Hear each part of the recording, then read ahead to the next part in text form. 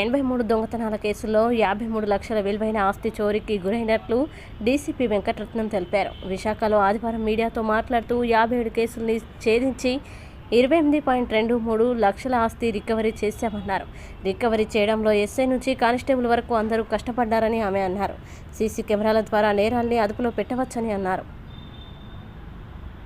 Only బాక్స్కి అంటే money బాక్స్కి మాత్రమే ఫేస్ చేస్తారు. అది కాదు, మనీ బాక్స్కి అక్కడ పడితే పడవచ్చు, లేకుంటే లేకపోవచ్చు. కానీ రోడ్ ఫేసింగ్కి మాత్రం ప్రతి ఒక్క బిజినెస్ మ్యాన్, ప్రతి ఒక్క షాప్ వాళ్ళు పెట్టాలనేసి కోరుకుంటున్నాము. రోడ్ ఫేసింగ్లో ఉంటే కంపల్సరిగా వాడు వచ్చే రూట్ కానీ, ఎగ్జిట్ అండ్ ఎంట్రీ రూట్స్ అంటే వెళ్ళే రూట్ కానీ తెలిసే అవకాశం ఉంటుంది. ఆ విధంగా మేము ఎవరినైనా అక్యూజ్డ్ని ట్రాక్ చేసి, డిటెక్ట్ చేసి ఫైండ్ అవుట్ చేయడానికి చాలా అవకాశం ఉంటుంది. సో సీసీ కెమెరాల యొక్క అవసరాన్ని, ఆవశ్యకతను ప్రతి ఒక్క పబ్లిక్ గుర్తించాలి, వినియోగించాలి. ప్రతి ఒక్కరూ నవేడేస్ ఫోన్ లేని పర్సన్ అంటూ లేరు. అదేవిధంగా సీసీ కెమెరాస్ లేని హౌస్ అంటూ ఉండకూడదనేది మా యొక్క అభ్యర్థన. కమిషనర్ గారు చాలా ఇంట్రెస్ట్గా ఉన్నారు. ఎలా అయినా సరే మనము ఒక అంటే హెచ్బీస్ జరగకుండా చూడాలి. హౌస్ బ్రేక్స్ ఐదర్ నైట్ అవనివ్వండి, డే అవనివ్వండి. ఇప్పుడు ఎంతో వాల్యుబుల్ ఐటమ్స్, ఎన్నో సంవత్సరాలు మనం కష్టపడి సంపాదించినవి ఒక వ్యక్తి సెకండ్స్లో కూడా దోచుకొని వెళ్ళిపోతున్నాడంటే అది చాలా బాధాకరమైనటువంటి విషయము. దీన్ని పబ్లిక్ గుర్తించాలి, గమనించాలి.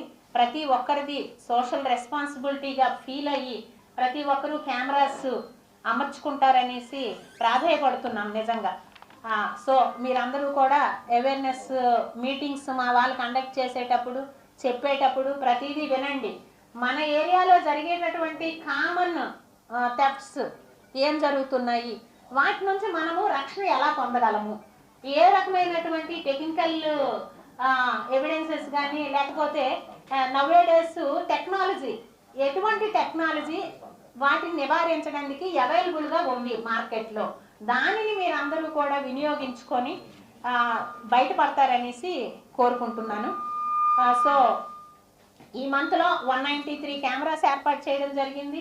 139 అవేర్నెస్ మీటింగ్స్ కండక్ట్ చేయడం జరిగింది. అలాగే ఇంకొకటి ముఖ్యమైనటువంటి అంశం ఏంటంటే సెల్ ఫోన్స్. ప్రతిరోజు చూస్తున్నాం కదా, రోజుకొక 20-30 కంప్లైంట్స్ అయినా వస్తుంటాయి. మా సెల్ ఫోన్ పోయిందనో, మర్చిపోయామనో, దొంగతనం జరిగిందనో, సంథింగ్ ఏదో ఒక రకంగా వస్తున్నాయి. సో ఇటువంటివి కూడా మేము ఇమీడియట్గా ఐదర్ చాట్బాట్ ద్వారా కానీ, లేకుంటే సియర్ సెంట్రల్ ఎక్విప్మెంట్ డివైస్ ద్వారా కానీ మేము డిటెక్ట్ చేయడం జరుగుతుంది. ఆ యాప్స్ని యూజ్ చేసి డిటెక్ట్ చేస్తున్నాము. ఈ మంత్లో 334 సెల్ ఫోన్స్ని మేము రికవరీ చేయడం జరిగింది. మనము ఈ ఇయర్ వైజ్గా చూసుకుంటే జనవరి నుంచి ఇప్పటి వరకు టోటల్గా 754 మొబైల్స్ని రికవరీ చేసాము. Worth of 1.13 crores. మనకి 2022లో ఇది స్టార్ట్ అయ్యింది. అప్పటి నుంచి లాస్ట్ ఇయర్ అంటే December 31, 2023 వరకు రికవరీ చేసినవి 1874 అయితే ఓన్లీ ఈ 5 monthsలో రికవరీ చేసినవి 754. Total worth of 3,94 lakhs. So nearly 4 crores. 3,94 lakhs recovery చేశాము. 2,628 పర్సన్స్కి మనము మొబైల్స్ని అందజేయడం జరిగింది ఇప్పటి వరకు. So this is the crime. ఎన్నికల ఫలితాల అనంతరం విజయోత్సవ ర్యాలీలు, బాణాసంచాలు కాల్చడం నిషేధం. డీసీపీ మేకా సత్యబాబు గాజువాకలో అన్ని పార్టీల నాయకులతో ఆదివారం కొత్త గాజువాక జీబీఆర్ కళ్యాణ మండపంలో వివిధ రాజకీయ పార్టీ నాయకులతో సమావేశం నిర్వహించారు. ఈ సమావేశంలో డీసీపీ మేకా సత్యబాబు పాల్గొని మాట్లాడుతూ గత నెల 13వ తేదీన పోలింగ్ ఏ విధంగా అయితే సజావుగా ముగిశాయో అదేవిధంగా కౌంటింగ్ కూడా సజావుగా జరిగేందుకు అన్ని పార్టీల నాయకులు సహకరించాలని కోరారు. కౌంటింగ్ తర్వాత 6వ తేదీ వరకు ర్యాలీలు నిర్వహించకూడదని సూచించారు. ఒకవేళ ఎవరైనా నిబంధనలు అతిక్రమిస్తే కఠిన చర్యలు తీసుకోవడం జరుగుతుందని హెచ్చరించారు. ముఖ్యంగా సెక్షన్ 30, 144 అమల్లో ఉన్నందున డీజేలకు అనుమతి లేదని స్పష్టం చేశారు. ఈ సమావేశంలో సౌత్ ఏసీపీ త్రినాథ్, సిఐలు శ్రీనివాసు, దాలిబాబు, ఎస్ఐలు, వివిధ రాజకీయ పార్టీ నాయకులు పాల్గొన్నారు. ఎలక్షన్ ప్రాసెస్ అనేది, ఎన్నికల ప్రక్రియ అనేది చివరి అంకానికి వచ్చింది. మనం ఇంతవరకు ఎటువంటి గొడవలు లేకుండా, అవాంఛనీయ సంఘటనలు లేకుండా వైజాగ్ సిటీలో ఎన్నికలు నిర్వహించుకున్నాం. మనం ఎక్కడో చిన్న పెట్టి ఇష్యూస్ తప్పించి పెద్దగా లా అండ్ ఆర్డర్ ఇష్యూస్ ఏమీ లేవు.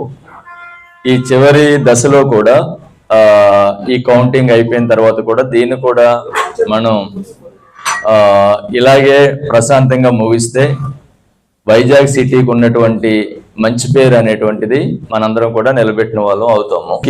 కొన్ని విషయాలు చెప్పదలుచుకున్నాం. ఇది చెప్పేది నా సొంత విషయాలు కాదు, లేకపోతే ఇక్కడ ఓన్లీ గాజువాకలో ఉన్నటువంటి విషయాలు కాదు. ఇవన్నీ కూడా ఎలక్షన్ కమిషన్ గైడ్ లైన్స్, గౌరవ డీజీపీ గారు ఇచ్చినటువంటి ఇన్స్ట్రక్షన్స్, సిపి గారు ఇచ్చినటువంటి ఇన్స్ట్రక్షన్స్, ఇవన్నీ కూడా మీకు తెలియజేయాలనేటువంటి ఉద్దేశంతో ఈ మీటింగ్ని పెట్టడం జరిగింది.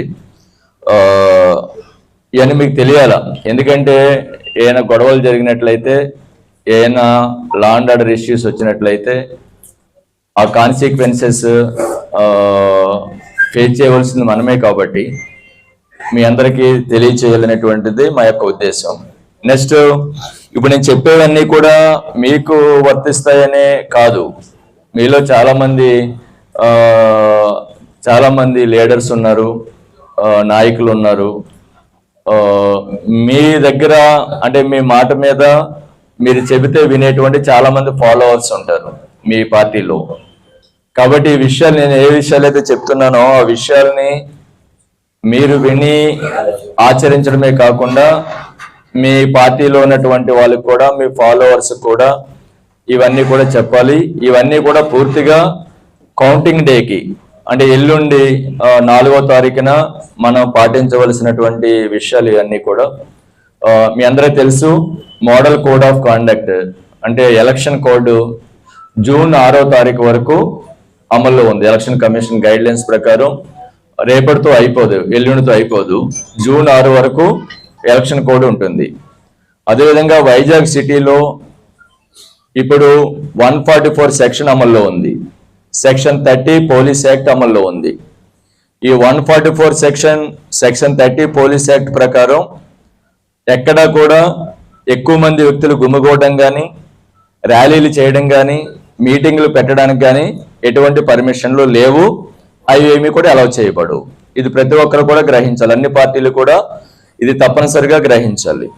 ఒకవేళ ఎవరైనా కానీ రేపు కౌంటింగ్ డే రోజున ఎక్కడైనా పార్టీ ఆఫీస్ దగ్గర కానీ, ఎవరైనా కంటెస్టింగ్ క్యాండిడేట్ ఇంటి దగ్గర కానీ, లేకపోతే వేరే నాయకుడి ఇంటి దగ్గర కానీ గుమ్మిగూడినట్లయితే అదంతా కూడా వీడియోగ్రఫీ చేస్తాము.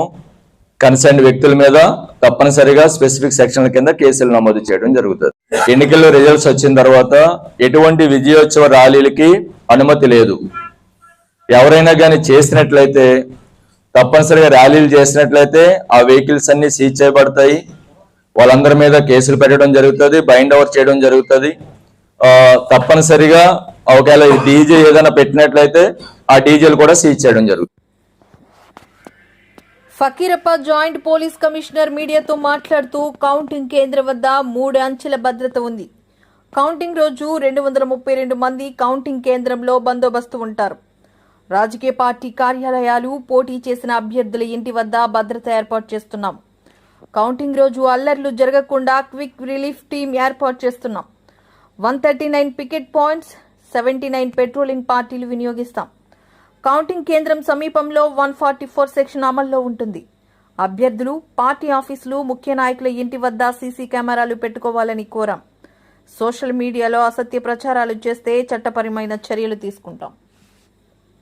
మనకి ఈ కౌంటింగ్ నిమిత్తం వచ్చేటటువంటి అధికారులు, ప్రెస్ అండ్ మీడియా, ఏజెంట్లు, కంటెస్టెంట్స్ వీళ్ళందరి వాహనాల పార్కింగ్ నిమిత్తం ఇక్కడ మన పక్కనే ఉన్నటువంటి ఈ పెద్ద గ్రౌండు, ఓల్డ్ గ్రౌండ్ ఏదైతే ఉందో అది 16 acres ఎక్స్టెంట్.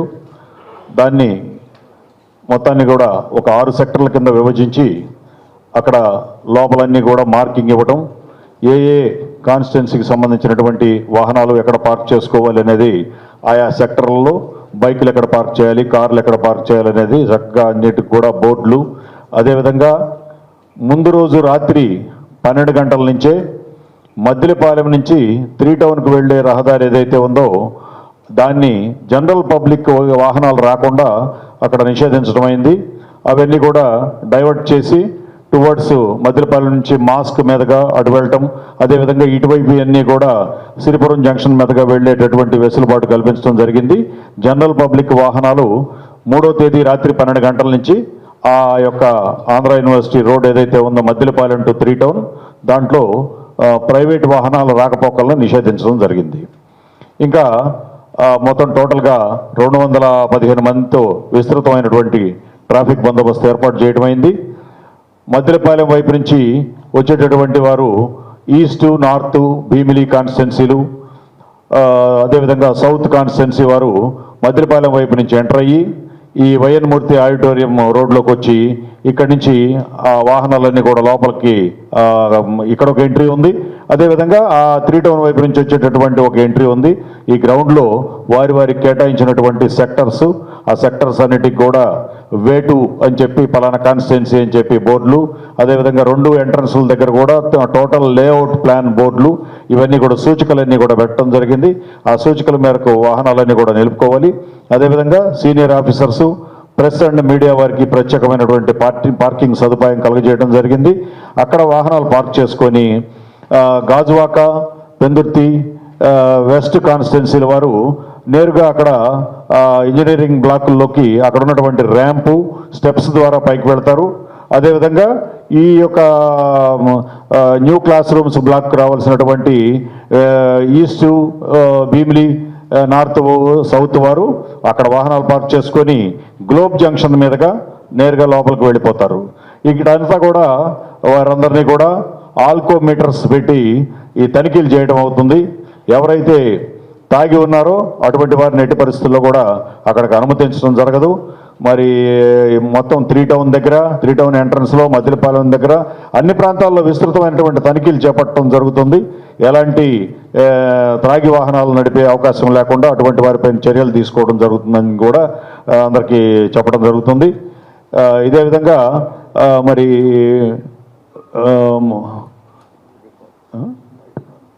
అందరూ కూడా మీకు ఇచ్చినటువంటి ఐడి కార్డులు, మొత్తం ఏజెంట్లకు ఇచ్చినటువంటి ఐడి కార్డులు, అదేవిధంగా press and all political party, major political party officers, పొలిటికల్కి పోటీ చేసిన అభ్యర్థుల ఇల్లు దగ్గర బందోబస్తు కూడా దీని భాగంగానే మనము కన్సిడర్ చేస్తూ 42 మంది పొలిటికల్ పార్టీ క్యాండిడేట్స్ ఇంటి దగ్గర బందోబస్తు ఏర్పాటు చేయడం జరిగింది. అదేవిధంగా 41 పొలిటికల్ పార్టీ ఆఫీసర్స్లో మేము జిల్లా వ్యాప్తంగా చెప్పేది 41 political party officers and 42 political party candidates ఇంటి దగ్గర 4వ తేదీ బందోబస్తు ఏర్పాటు చేసుకోవడం జరుగుతుంది. ఇది కాకుండా జిల్లా వ్యాప్తంగా 79 మొబైల్ పార్టీస్ మరియు ఒక అసెంబ్లీ కాన్స్టిట్యుయెన్సీ పరిధిలో ఒక్కొక్క క్విక్ రెస్పాన్స్ టీమ్ క్యూఆర్టీ 7 క్యూఆర్టీని ఏర్పాటు చేసుకోవడం జరిగింది. దీనికి అదనపంగా Vajra vehicles, Falcon command and control centre మరియు ఆ రోజు కౌంటింగ్ సెంటర్కి వచ్చే ఏజెంట్లకి మరియు పోటీ చేసే అభ్యర్థులకి తదుపరి రిజల్ట్ డిక్లేర్ అయిన తర్వాత రిటర్న్ మూమెంట్లు కూడా క్యాండిడేట్స్ మరియు గెలిచిన ఓడిపోయిన క్యాండిడేట్ సరి అయిన భద్రత ఏర్పాటు చేయాలనే ఉద్దేశంతో ఆ రోజు బాక్స్ టైప్ మూమెంట్ ప్లాన్ చేసుకొని ప్రతి ఒక్క క్యాండిడేట్స్కి సెంటర్ రీచ్ అయ్యే వరకు కౌంటింగ్ సెంటర్ డిక్లేర్ అయిన తర్వాత తదుపరి నెక్స్ట్ వాళ్ళ ప్రయాణం ఎక్కడ ఉంటుందో ఆ వరకు విశాఖపట్నం సిటీ పోలీస్ సరైన బందోబస్తు. హైదరాబాద్ నుండి ఇండిగో విమానంలో విశాఖ విమానాశ్రయం చేరుకున్న రాజ్యసభ సభ్యులు ఉత్తరాంధ్ర జిల్లా ఇన్ఛార్జ్ వైవి సుబ్బారెడ్డికి విశాఖ విమానాశ్రయంలో ఘన స్వాగతం పలికిన వైసీపీ నాయకులు, కార్యకర్తలు, అభిమానులు. ఈ సందర్భంగా సుబ్బారెడ్డి మాట్లాడుతూ నిన్న విడుదల చేసిన ఎగ్జిట్ పోల్స్తో మనకు సంబంధం లేదు, మరికొన్ని గంటల్లో ప్రజా తీర్పు వెలువడుతుంది. జగన్మోహన్ రెడ్డి సంక్షేమ పాలన పథకాలే మళ్లీ జగన్మోహన్ రెడ్డిని రాష్ట్రానికి ముఖ్యమంత్రిని చేస్తాయని అన్నారు. ఎలక్షన్ కమిషన్ ను అడ్డం పెట్టుకుని కూటమి తుఫాన్ సునామీలను సృష్టిస్తున్నారన్నారు. రాష్ట్ర ప్రజల ఆశీస్సులు జగన్మోహన్ రెడ్డికి మెండుగా ఉన్నాయి అన్నారు. మళ్లీ అధికారంలోకి వచ్చేది మనమే, ఇది తథ్యం. అనంతరం విశాఖ విమానాశ్రయం నుండి రోడ్డు మార్గాన నగరంలోని తన నివాసానికి బయలుదేరిన వైవి సుబ్బారెడ్డి. దేశవ్యాప్తంగా ఏ విధంగా ఉన్నాయో ప్రజలందరూ గమనిస్తున్నారు. మనం వాటిని ఫాలో అవ్వాల్సిన అవసరం లేదు. మన రాష్ట్రంలో పరిస్థితులు వేరు, మన రాష్ట్రంలో ఎన్నికలు జరిగిన తీరు వేరు. మనకి ప్రజలపై అపారమైన నమ్మకం ఉంది. ప్రజలు ఏ ప్రభుత్వం వస్తే మేలు జరుగుతుందని ప్రజలు భావిస్తున్నారో తప్పకుండా ఆ ప్రభుత్వానికి ఓటు వేశారు. ఎగ్జిట్ పోల్స్ ఇవన్నీ కూడా మనకు సంబంధం లేదు. అనదర్ 36 అవర్స్ మనం వెయిట్ చేస్తే యాక్చువల్ పోల్ రిజల్టే వస్తుంది. తప్పకుండా ప్రజలు వైఎస్ఆర్ కాంగ్రెస్ పార్టీకి ఆదరిస్తారని, మా గౌరవ ముఖ్యమంత్రి జగన్మోహన్ రెడ్డి గారు చేసిన మంచి కార్యక్రమాలు మేళ్ల వల్ల మళ్ళా మేము అధికారంలో వచ్చే విధంగా ప్రజలు మమ్మల్ని ఆశీర్వదిస్తారని మేము భావిస్తున్నాం. సార్, సర్వేస్ని బేస్ చేసుకునే కూటమి నేతలు చెప్తున్నారు, తుఫానుకు మించి సునామీ విజయం మాదే అంటున్నారు. ఏ తుఫాను ఏ సునామీ లేదమ్మా. ప్రజలు చాలా కూల్గా ఓట్లేసిన పరిస్థితులు మన రాష్ట్రంలో గమనించాం. పోలింగ్ తర్వాతే ఇక్కడ తుఫాన్లు సునామీలు తీసుకొచ్చే కార్యక్రమం కూటమి వాళ్ళు చేశారు, ఇంకా చేస్తూనే ఉన్నారు. ఎలక్షన్ కమిషన్ అడ్డం పెట్టుకుని ఇంకా రేపు పోలింగ్ ప్రక్రియకు కూడా వాళ్ళు ఆటంకాలు క్రియేట్ చేసే విధంగా కూడా ప్లాన్ చేసే కార్యక్రమం ఉంటుందని మేము భావిస్తున్నాం. ఈ సందర్భంగా వైఎస్ఆర్ కాంగ్రెస్ పార్టీ కార్యకర్తలకు, నాయకులకు అందరికీ కూడా కౌంటింగ్ ప్రక్రియలో అందరూ కూడా పాల్గొని చివరి వరకు వైఎస్ఆర్ కాంగ్రెస్ పార్టీ అభ్యర్థులు విజయం డిక్లేర్ చేసేంత వరకు కూడా పోలింగ్ కౌంట్ నుంచి ఎవ్వరు రావద్దు. గెలుపెవరితో అనేది ప్రజలు నిర్ణయిస్తారు. కౌంటింగ్ ప్రక్రియలో కూడా పాల్గొనాలి. తప్పకుండా ప్రజల ఆశీస్సులతో మళ్ళా వైఎస్ఆర్ కాంగ్రెస్ పార్టీ అధికారం వస్తుందని చెప్పి, దేవుడు ఆశీస్సులతో, ప్రజల ఆశీస్సులతో వైఎస్ఆర్ కాంగ్రెస్ పార్టీ అధికారంలోకి వస్తుందని చెప్పి మేము భావిస్తున్నాం. ముఖ్యంగా మీరు అడిగిన ఎగ్జిట్ పోల్స్ అనేవి దేశవ్యాప్తంగా కూడా ఏ పార్టీకి అనుకూలంగా ఉన్నాయనేది మీరు ఒకసారి గమనించండి. ఎందుకంటే దేశవ్యాప్తంగా జరిగింది పార్లమెంట్ ఎన్నికలు. ఒక్క 2 రాష్ట్రాల్లోనే అసెంబ్లీ ఎన్నికలు జరిగాయంటే సిక్కిము, అరుణాచల్ ప్రదేశ్ తప్పిస్తే పెద్ద రాష్ట్రాల్లో ఒరిస్సా, ఆంధ్రప్రదేశ్. పోల్స్ మీద ప్రత్యేకంగా ఎగ్జిట్ పోల్స్ నిన్న రిలీజ్ చేసే ఎగ్జిట్ పోల్స్ ఎవరు కూడా కండక్ట్ చేయరు, ఎక్సెప్ట్ మన లోకల్ ఎగ్జిట్ పోల్ కండక్ట్ చేసిన వాళ్ళు. లోకల్గా ఎగ్జిట్ పోల్ కండక్ట్ చేసిన వాళ్ళు ఇట్లాంటి రిజల్ట్ ఇచ్చారో మీరు చూశారు. దాన్ని బట్టి ప్రజలు అర్థం చేసుకోరు ఎవరిని ప్రభావితం చేసే విధంగా నేషనల్ వ్యాప్తంగా, దేశవ్యాప్తంగా ఇచ్చిన ఎగ్జిట్ పోల్స్ ఉన్నాయని పూర్తిగా అర్థం చేసుకోరు. అందువల్ల ఇవన్నీ పెట్టుకోవాల్సిన పని లేదు. తప్పకుండా అదే 36 గంటల్లో ప్రజల తీర్పు మనకు తెలియబోతుంది. తప్పకుండా అందరం వేచి చూద్దాం. కౌంటింగ్ ప్రక్రియలో ప్రభుత్వాలు హెల్మెట్ పంపిణీ చేయాలి. కేఏ పాల్. ద్విచక్ర వాహనదారులు విధిగా హెల్మెట్ ధరించాలని కేఏ పాల్ విజ్ఞప్తి చేశారు. ఆదివారం విశాఖలో జరిగిన రోడ్డు ప్రమాదానికి సంబంధించి తీవ్రంగా గాయపడిన యువకుడి ఫోటో చూపిస్తూ ప్రమాదాల నివారణకి చర్యలు తీసుకోవాలని అన్నారు. ఏ ప్రభుత్వం అధికారంలోకి వచ్చినా హెల్మెట్ లేని వారికి 500 రూపాయలు హెల్మెట్ పంపిణీ చేయాలని అన్నారు. ఇప్పుడే విశాఖపట్నం బీచ్లో బ్రూటల్ యాక్సిడెంట్ చూడండి, ఎంత హార్ట్ బ్రేకింగ్ అంటే, హెల్మెట్ పెట్టుకోండి అని ఈస్ట్ గోదావరి పాయకరావుపేట యాక్సిడెంట్ టైంలో 3 నెలల కిందట చెప్పాను. తెలంగాణలో బై రోడ్ యాక్సిడెంట్లు అవుతుంటే వరంగల్లో ఆ రూట్లో చెప్పాను. పిల్లలు పట్టించుకుంటున్నారా? ఒక హెల్మెట్ 500, 1000 రూపాయలు. తల్లిదండ్రులు మీరు హెల్మెట్ లేకుండా మీ పిల్లలు బయటకు పంపించకండి. స్టూడెంట్స్ మీరు హెల్మెట్ లేకుండా బయటికి రాకండి. ఎన్ని వందల ప్రాణాలు, వేల ప్రాణాలు పోతున్నాయి ఇలాగా. రెండోది, పోలీసులు ఏం చేస్తున్నారు, గవర్నమెంట్ ఏం చేస్తుంది, వీళ్ళేమో ఫైన్లు కట్టేస్తారు. 100 రూపాయలు ఒక దగ్గర, 500 ఒక దగ్గర. 10 సార్లు ఫైన్ వేసినా డబ్బు కొరకు చూసుకుంటున్నారే తప్ప ప్రాణాలు కాపాడుతున్నారా? మార్పు రావాలి, మార్పు మనం తేవాలి. ఇక్కడ విశాఖపట్నం పోలీస్ కమిషనర్ ఇమీడియట్ గా, ఆంధ్రప్రదేశ్ ఏ గవర్నమెంట్ వచ్చినా ఇమీడియట్ గా ఏం చేయాలి అంటే 500 రూపాయలు హెల్మెట్లు రెడీ చేసి హోల్సేల్ కంపెనీ ఆర్డర్ ఇచ్చి ఫైన్ వేయకుండా 500 రూపాయలు కట్టించుకొని, అలాగే తెలంగాణ ముఖ్యమంత్రి కూడా ఇట్లా చేస్తే ప్రాణాలు కాపాడతాం. మూడోది, డ్రగ్స్ ఎంత ఘోరంగా వాడుతున్నారు. ఇప్పుడు విశాఖపట్నంలో 25,000 కేజీలు డ్రగ్స్ తీసుకొచ్చిన ఈ రెండు పార్టీల్లో ఒకరు అమ్ముతుంది 1000 కోట్లు. దాన్ని ప్రివెంట్ చేశారా? 4, ఆల్కహాల్ తాగేసి తిరగమని తిరిగి ఆల్కహాల్ అమ్ముతున్నారు. ఎంత ఘోరంగా గవర్నమెంట్ ఉంది, చట్టాలు ఉన్నాయి, పోలీసులు పనిచేస్తున్నారు, పిల్లలు కేర్లెస్ గా తిరుగుతున్నారు. ఇవన్నీ మార్పు రావాలంటే నేను చేయగలను. ఇలాంటి మార్పులు నేను యాక్షన్ తీసుకుంటున్నాను. ఈ వీడియో ప్రతి మీడియా ద్వారా ప్రాణాలు కాపాడుదామన్న వారందరూ ప్రతి ఇంటికి రీచ్ అయ్యేటట్టు, ప్రతి యూత్ కి రీచ్ అయ్యేటట్టు, ప్రతి ఆఫీస్ కి రీచ్ అయ్యేటట్టు షేర్ చేయండి. ఎగ్జిట్ పోల్స్ పై CM Ramesh reaction. Anakapalli MP కార్యాలయంలో సీఎం రమేష్ ఆదివారం మీడియా సమావేశం ఏర్పాటు చేశారు. శనివారం సాయంత్రం విడుదలైన ఎగ్జిట్ పోల్స్ పై ఆయన మాట్లాడుతూ కేంద్రంలోని బీజేపీకి ఊహించిన విధంగానే 400 పైచిలకు ఎంపీ సీట్లు వస్తాయని అన్ని సర్వేలు చెప్తున్నాయి. ఏపీలో కూడా ప్రజలు 5 ఏళ్ల వైసీపీ పాలనకి విసిగిపోయి ఉన్నారని అన్నారు. వైసీపీ ఆక్రమణలు, దౌర్జన్యాలకి కసిగా ఓట్లు వేశారని, ఏపీలో కూటమిదే విజయమని అన్నారు. అందరూ కూడా మా ఏజెంట్లందరూ కూడా జాగ్రత్తగా ఉండాలి. ఎందుకంటే పోస్టల్ బ్యాలెట్స్ గురించి మనం చూస్తున్నాం. సజ్జల రామకృష్ణారెడ్డి ఏ విధంగా వ్యాఖ్యలు చేశాడు, రెచ్చగొట్టే విధంగా వ్యాఖ్యలు చేశాడు. ఎవరు కూడా తొందరపడద్దు, అందరూ ఓపికగా ఉండండి. మేమంతా కూడా క్యాండిడేట్లు 7 మంది అసెంబ్లీ క్యాండిడేట్లు కానీ పార్లమెంట్ నుంచి కండక్ట్ చేసిన నేను కూడా అక్కడే కౌంటింగ్ దగ్గరే ఉంటాం. ఆఫీసర్లతో ఎప్పటికప్పుడు మాట్లాడతాం. ఎలాంటి తొందరపడాల్సిన అవసరం లేదు. వాళ్ళు కావాలనే పోలింగ్ ఆటంకాలు కల్పించాలా, లేకుంటే అక్కడ ఇది లేదు, సీల్ లేదు, అది లేదు అని చెప్పేసి ఏజెంట్లు కొందరు చేసే ఉంది. అవన్నీ కూడా ఏం లేదు, మేము అక్కడే ఉంటాం కాబట్టి ఏజెంట్లు కూడా ఎవరు తొందరపడొద్దు, ఓపికగా ఉండాలి. కౌంటింగ్ అయిపోయి లాస్ట్ స్టేజ్ సర్టిఫికేట్ తీసుకొని కౌంటింగ్ క్లోజ్ అయ్యేంత వరకు కూడా ప్రతి ఒక్క ఏజెంట్ కౌంటింగ్ హాల్లోనే ఉండాలని చెప్పేసి వారికి అందరికీ విజ్ఞప్తి చేయడం జరిగింది. రేపు మా ఏజెంట్లకు అందరికీ కూడా కాన్స్టిట్యున్సీ వైజు, అలాగే పార్లమెంట్ వైజు, అసెంబ్లీ వైజు అన్ని కూడా వాళ్ళకందరికీ ట్రైనింగ్ ప్రోగ్రాం ఉంటుంది.